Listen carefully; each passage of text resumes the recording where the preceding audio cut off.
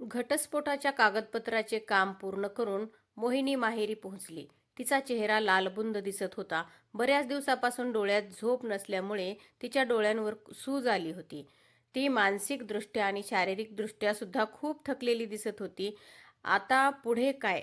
हा प्रश्न तिला सतावत होता. मोहिनीला पाहताच आई म्हणाली, "झालं का सगळं काम पूर्ण?" मोहिनीनं हातातली बॅग खाली ठेवली आणि म्हणाली, "हो, आज घटस्फोटाच्या कागदांवर शेवटच्या सह्या करून झाल्या." आईने थोडा वेळ तिच्याकडे पाहिलं. मोहिनी अजून दारातच उभी होती. आई म्हणाली, "आत ये बेटा मोहिनी, आत येऊन बस." एवढ्यात मोहिनीचा भाऊ महेशचा आतल्या खोलीतून आवाज आला. "आई, कोण आलं ग?" बोलत बोलत महेश बाहेर आला. मोहिनीला सोफ्यावर बसलेलं बघून महेश म्हणाला, "तर आलीस?" "हो, काही दिवस इथेच राहीन." मोहिनी यावर लगेच म्हणाली. महेश म्हणाला, "काही दिवस म्हणजे किती दिवस?" मोहिनी थोडीशी दचकलीच. तिला वाटत होतं तिचा भाऊ तिला थकलेलं बघून किमान पाणी तरी विचारेल. तिने थकलेल्या आवाजात उत्तर दिलं, "किती दिवस आज तरी माहीत नाही." महेशला वाटलं आता हिची जिम्मेदारी आपल्यावरच पडते की काय, आणि जास्तीचा खर्च सुद्धा. महेश लगेच म्हणाला, "किती दिवस म्हणजे आता पहिल्यासारखा माहोल घरामध्ये नाही." मोहिनी म्हणाली, "असा कोणता बदल झालाय घरात महेश?" लगेच महेश उत्तरला, "हे बघ मोहिनी, आता घरचा खर्च वाढलाय. आई बाबांची औषध पाणी सुद्धा महिन्याला आणावं लागतं. शिवाय मुलांच्या शाळेची फीस द्यावी लागते आणि घरावर जे लोन घेतलं होतं तेही मलाच भरावं लागतं. आणि वरून लोक विचारतील ते वेगळंच." मोहिनी म्हणाली, "लोक विचारतील याचीच काळजी आहे का तुला? का तुला माझं ओझं वाटते?" एवढ्यात महेशची बायको कामिनी पुढे आली आणि म्हणाली, "हे बघा ताई, आम्ही तुम्हाला नको म्हणत नाही, पण याबद्दल तुम्ही अगोदर सांगायला पाहिजे होतं की तुम्ही आमच्याच सोबत राहणार आहात म्हणून. आता तुमच्यासाठी घरात जागा सुद्धा बघायला लागेल." आता मोहिनीनं घरभर नजर फिरवली आणि ती स्वतःच्या खोलीकडे बघत होती. खोलीचं दार बंद होतं. मोहिनी म्हणाली, "माझी खोली." इतक्यात महेश लगेच म्हणाला, "आता ती तुझी खोली नसून तिथं माझं ऑफिस आहे. तुझं सगळं साहित्य तर आम्ही तुझ्या लग्नातच दिलं होतं." मोहिनी म्हणाली, "हो, पण आता मी कुठे राहू?" कामिनी म्हणाली, "स्टोअर रूममध्ये थोडंसं सामान सरकवून थांबू शकता." मोहिनीनं काहीच न बोलता बॅग उचलली आणि स्टोअर रूमकडे निघाली. स्टोअर रूम उघडून पाहिली. खूप सारं अडगळीचं सामान आणि त्यावर बसलेली भरपूर धूळ. मोहिनीनं थोडंसं सामान सरकवून जागा केली आणि धूळ झटकून स्टोअर रूम शक्य तेवढी स्वच्छ केली आणि स्वतःचं सामान व्यवस्थित तिथं ठेवलं. या कामासाठी तिला कुणीही मदत केली नाही. आता संध्याकाळी जेवणाची वेळ झाली. सगळेजण एकत्र आले. कामिनीनं ताटं वाढायला सुरुवात केली. फिरून विषय तिथेच आला. महेशनं पाण्याने भरलेले ग्लास ठेवत पुन्हा विचारलं, "तुझा पुढचा प्लॅन काय आहे मोहिनी? आता तू इथेच किती दिवस राहणार आहेस?" मोहिनी म्हणाली, "आता मी नोकरी शोधणार आहे. जोपर्यंत मला नोकरी लागत नाही तोपर्यंत तरी मी इथंच राहीन." महेशने भुवया उंचावल्या आणि म्हणाला, "म्हणजे महिनोन्महिने?" कामिनी वहिनी लगेच म्हणाली, "ताई, तुम्हाला वाईट वाटू देऊ नका, पण घटस्फोटीत मुलगी जास्त दिवस माहेरी राहिली की वादच होतात. शिवाय आमच्या सुद्धा मुली घरात आहेत." मोहिनी म्हणाली, "माझा सुद्धा घटस्फोट झालाय. मी सध्या अडचणीत आहे. मी सुद्धा या घरची मुलगीच आहे. याचा तुम्ही काहीच विचार करणार नाहीत का?" महेश म्हणाला, "हे बघ मोहिनी, हा निर्णय तूच घेतलाय आणि आता याचा राग तू आमच्यावर काढणार आहेस का?" "निर्णय?" मोहिनी थोडंसं हसली. पुढे म्हणाली, "सासरी जेव्हा मला त्रास होत होता, दररोज मला मार खावा लागत असे, तेव्हा तुम्हीच म्हणत होता ना, अन्याय सहन करू नकोस म्हणून. आणि आज मी वापस आले, तर आता मला घरातून बाहेर पाठवण्याचा तुम्हीच प्रयत्न करता का?" मोहिनीची आई एकदम गप्प बसली होती. वडिलांनी सुद्धा एक नजर सर्वांवर फिरवली आणि मान खाली घातली. वडिलांची कमाई कधीच बंद झाली होती, म्हणूनच की काय ते यावर काहीच बोलू शकत नव्हते. महेश म्हणाला, "हे बघ मोहिनी, सहानुभूती वेगळी गोष्ट आहे आणि जिम्मेदारी वेगळी गोष्ट आहे. मी नेहमीसाठी तुझी जिम्मेदारी घेऊ शकत नाही. नेहमीसाठी हा शब्द मोहिनीच्या कानावर फिरत होता. मोहिनी म्हणाली, मी कुणावर नेहमीसाठी ओझं टाकणार नाही, पण हे विसरू नका की हे घर माझं सुद्धा आहे. यावर कामिनी वहिनी लगेच म्हणाली, हे घर होतं, आता नाही. मोहिनी उठून उभी राहिली आणि म्हणाली, ठीक आहे, मी लवकरात लवकर नोकरी शोधते आणि मी तुम्हाला तारीखसुद्धा सांगते की मी हे घर सोडून कधी जाणार आहे. असं म्हणून ती जेवण न करता स्टोअर रूममध्ये गेली. त्या रात्री तिला झोप आली नाही. ती एकटक छताकडे बघत होती. तिच्या डोक्यात गोंधळ होता. सासरच्या घरून तर आपल्याला बाहेर काढलं आणि आता माहेरी सुद्धा आपल्याला कोणी ठेवून घ्यायला तयार नाही. या विचाराने ती खूप अस्वस्थ झाली, रडली आणि तिच्या पहिल्यांदा लक्षात आलं, घटस्फोटामुळे फक्त आपल्या जीवनाचं वाटोळं होतंय. सकाळी लवकर मोहिनी सगळ्यांच्या अगोदर उठली. तिने झाडू हातात घेतला आणि सगळी साफसफाई केली. किचनमध्ये जाऊन तिने किचन स्वच्छ केलं, ओटा धुवून घेतला आणि सगळ्यांसाठी चहा टाकला. तिला माहीत होतं, आता आपण इथले पाहुणे नाही आहोत. आपल्याकडून होतंय तेवढं काम आपण करायचं, म्हणजे आपलं इतरांना जास्त ओझं वाटणार नाही. तिला कळून चुकलं होतं की इथं राहणं म्हणजे सगळ्यांची सेवा करणं. आणि एवढ्यात कामिनी वहिनी बाहेर आली आणि म्हणाली, ताई, राहू द्या, मी सगळं काम करते.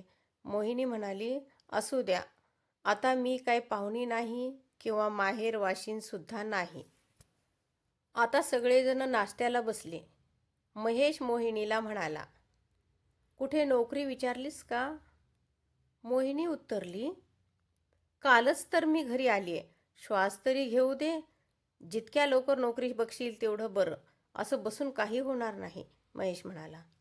कालच शेजारचे काकासुद्धा विचारत होते, मुलगी वापस आली का म्हणून.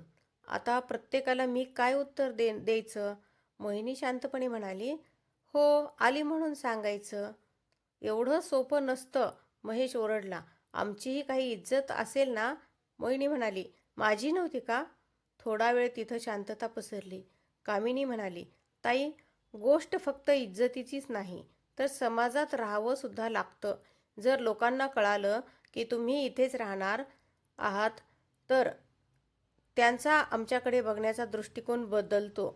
यावर मोहिनी म्हणाली, मग आता मी काय करू? सगळ्यांना ओरडून सांगू का की माझीच चूक आहे म्हणून?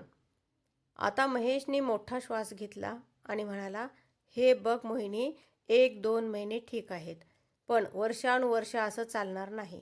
घटस्फोटानंतर स्वतःच्या पायावर उभं राहण्यासाठी जास्त वेळ लागू शकतो आणि मी स्पष्ट सांगतो की 2 महिन्यापेक्षा जास्त वेळ मी तुला देणार नाही आणि एवढ्या वेळात तू तुझा काहीतरी निर्णय घेतलाच पाहिजे. यावर आई म्हणाली, महेश, असं बोलू नकोस रे. मोहिनी सध्या दुःखी आहे. तिला आपल्या आधाराची गरज आहे. महेश आईवर ओरडला, इथं मला घर भागवावं लागतं, सगळा खर्च उचलावा लागतो. इथं भाऊक होऊन काहीही होणार नाही. मोहिनीने आईकडे बघितलं. आईचे डोळे भरलेले होते आणि ती यावर काहीही बोलू शकत नव्हती. कामिनी वहिनी बोलत होती, ताई, तुम्ही नोकरी लवकर शोधा. नोकरी नाही मिळाली तर एखादा चांगला पीजी शोधा. पीजी शोधून देण्यासाठी लागत असेल तर आम्ही तुम्हाला मदत करू. आता मोहिनी थोडीशी हसली आणि म्हणाली, आपल्या शहरात किरायानं राहायचं का? याच शहरात माझं घर असताना देखील? महेश लगेच म्हणाला, माझं घर म्हणजे? आता हे घर फक्त माझं आहे. बाबांनी केव्हाच ते माझ्या नावावर केले. आत्ता मोहिनीच्या लक्षात आलं. मोहिनी म्हणाली, हो का? तो प्रश्न यामुळेच होता, किती दिवस राहणार आहेस? यावर महेश म्हणाला, मोहिनी, तुझा काहीतरी गैरसमज होतोय. मी तुला घराबाहेर काढत नाहीये, फक्त तुला घरची परिस्थिती सांगतोय. मोहिनी उठून उभी राहिली आणि म्हणाली, घरातून हाकलणं हे असंच असतं महेश, हळूहळू आणि शब्दातून. बोलता बोलता तिचे डोळे भरून आले. यावर कामिनी वहिनी लगेच म्हणाली, मग काय घटस्फोट घेऊन घरी आल्यावर आम्ही तुमचं स्वागत टाळ्या वाजवून करू का? आमच्याही काही जिम्मेदाऱ्या आहेत. मोहिनी म्हणाली, मी तुमच्याकडून सहानुभूती मागत नाही, फक्त राहण्यासाठी मला जागा पाहिजे होती, आपल्या माणसाजवळ आणि आपल्याच घरात थोडीशी जागा हवी होती. असं म्हणता म्हणता मोहिनी ओक्साबोक्शी रडू लागली. महेश म्हणाला, तुला जागा तर दिलेलीच आहे, पण नेहमीसाठी नाही, हेच मी तुला समजावून सांगण्याचा प्रयत्न करतोय. आता मोहिनी गप्प झाली. ती खूप शांत झाली. तिला सगळ्या गोष्टी कळून चुकल्या होत्या. आता वाद घालण्यात अर्थ नाही असं तिला समजून चुकलं. आणि आता ती कामाच्या शोधात निघाली. काम करणे किंवा नोकरी करणं फक्त गरजच नाही तर मजबुरी आहे, हे तिच्या आज लक्षात आलं होतं. घटस्फोटाचं दुःख एका बाजूला होतं, पण त्याहीपेक्षा मोठं दुःख इथं तिच्या वेळेचा हिशोब घेतला जात होता याचं होतं. आता तिच्याकडे रडत बसायला सुद्धा वेळ नव्हता. तिच्याकडे फक्त 2 महिने होते आणि एवढ्यातच तिला स्वतःला सिद्ध करायचं होतं. आता 8 दिवस झाले होते. मोहिनी दररोज घरातून फाईल्स, कागदपत्रे घेऊन निघायची, ठिकठिकाणी फिरायची, प्रत्येक ऑफिसमध्ये जाऊन नोकरीविषयी चौकशी करायची आणि संध्याकाळी परत घरी यायची, जे की तिचं ते माहेर होतं. ती घरी यायची तेव्हा सगळ्यांच्या नजरा तिच्याकडे असायच्या. असं वाटायची सगळेजण तिचीच वाट बघत बसलेत की काय. ती दररोज नोकरीसाठी फिरायची, कुठे मुलाखत द्यायची, तर कुठे नोकरीसाठी विनवणी करायची. आता तिला कोणतीही आणि कशीही नोकरी हवी होती, कारण आता त्या घरात तिला 2 महिने घालवायचे सुद्धा खूप अवघड वाटत होते. आपुलकीचा लवलेशही तिथे तिला मिळत नव्हता. आज संध्याकाळी मोहिनीने स्वतःची बॅग काढली. तिने आज विचार केला होता, आता पीजी बघायलाच पाहिजे आणि बॅग व्यवस्थित भरून ठेवली. सकाळी ती लवकरच उठली. तिने एक फोन केला जिथे तिला इंटरव्ह्यूसाठी बोलवले गेलं होतं. कुणाला काहीही न सांगता ती घरातून निघाली. आज तिचा इंटरव्ह्यू होणार होता. दुपारी ती घरी आली. थोड्याच वेळात तिला एक फोन आला आणि ती थोडीशी खुश झाली. तिला नोकरी मिळाली होती. नोकरी काही मोठी नव्हती, पण स्वतःचा खर्च स्वतः भागू एवढा पगार तिथे मिळणार होता. तिनं तिथेच बसून एका पीजीची चौकशी केली आणि पीजी बघण्यासाठी पुन्हा बाहेर गेली. कारण तिला माहीत होतं, इथं राहण्याची तिला फक्त परवानगी आहे. तिच्यासाठी या घरात जागा मात्र अजिबात नाही. संध्याकाळी ती घरी आली.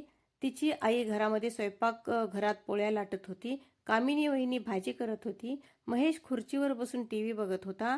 ती सरळ आत गेली आणि एवढंच म्हणाली, मला नोकरी मिळाली. यावर महेश म्हणाला, पगार किती आहे? तिने तिचा पगार सांगितला. महेशनं मान हलवली आणि म्हणाला, सुरुवातीसाठी तर ठीकच आहे. मोहिनी म्हणाली, मी पीजी सुद्धा बघितला आणि आता 2 महिने नाही तर उद्याच मी पीजीवर शिफ्ट होणार आहे. आई स्तब्ध झाली आणि म्हणाली, एवढ्या लवकर? मोहिनी म्हणाली, लवकर नाही आई, माझ्याकडे मोजकाच वेळ होता. महेश थोडा अस्वस्थ झाला आणि म्हणाला, मी त्या अर्थाने म्हणालो नव्हतो. मोहिनी म्हणाली, सगळा अर्थ मी आज समजले. कामिनी वहिनी बाहेर आली आणि म्हणाली, ताई तुम्ही या घरात राहू शकता.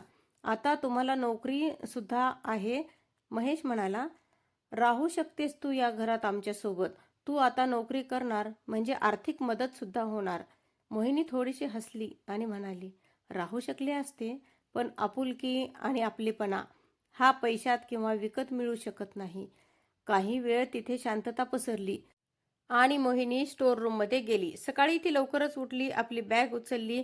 यावेळी बॅग उचलताना ती अजिबात घाबरली नाही. तिच्याजवळ होतंच काय, थोडेसे कपडे, काही फाईल्स आणि एकटेपणा. तिने स्वतःच ऑटो बोलवला. आई दारात उभी होती. आईचे डोळे लालबुंद दिसत होते. आई हळूच म्हणाली, मोहिनी तुला वाईट वाटलं का गं? मोहिनीने मान हलवली आणि म्हणाली, नाही आई, अजिबात वाईट वाटलं नाही. वाईट तेव्हा वाटलं असतं जेव्हा मी कुणाकडून अपेक्षा ठेवली असती. महेश बाहेर आला आणि म्हणाला, मोहिनी कधी तुला गरज पडली तर? त्याचं बोलून व्हायच्या आतच मोहिनी म्हणाली, गरज पडली तर स्वतःच सांभाळून घेईन आणि मी असाही प्रयत्न करीन की कुणाला उत्तर द्यावं लागू नये की इथं किती दिवस राहणार या प्रश्नाचं. सगळेच गप्प होते. मोहिनीनं फिरून एकदा घराकडे बघितलं. लहानपणीच्या आठवणी तिच्या डोळ्यासमोर तरळून गेल्या. लहानाचं मोठं झालेलं हे घर आज तिला परकं वाटत होतं. ऑटोमध्ये बसता बसता ती म्हणाली, मी चालले आहे, पळून नाही तर माझ्या पायावर उभं राहण्यासाठी. इतक्यात तिच्या फोनवर मेसेज आला. तिने पुन्हा खात्री केली, तिला नवीन नोकरी मिळालेलीच होती. यावेळी तिच्या मनात भीती नव्हती किंवा तिला आज रडूसुद्धा येत नव्हतं. फक्त तिला कळलं होतं की जागा मागून मिळत नाही तर ती निर्माण करावी लागते. तिने मनाशी घट्ट ठरवलं, इथून पुढे कोणाच्या घरी जाईन तर समोरच्याला ओझं बनून नाही तर स्वाभिमानानं. ऑटो चालू झाला. ऑटो पुढे चालत होता आणि घर मागे छोटं छोटं होत जात होतं. मोहिनी निघाली भविष्याच्या आणि स्वाभिमानाच्या शोधात. तुम्हाला ही कथा थोडी जरी आवडली तर व्हिडिओला लाईक करा आणि आपल्या चॅनलला सबस्क्राईब मात्र नक्की करा. संपूर्ण कथा ऐकल्याबद्दल धन्यवाद.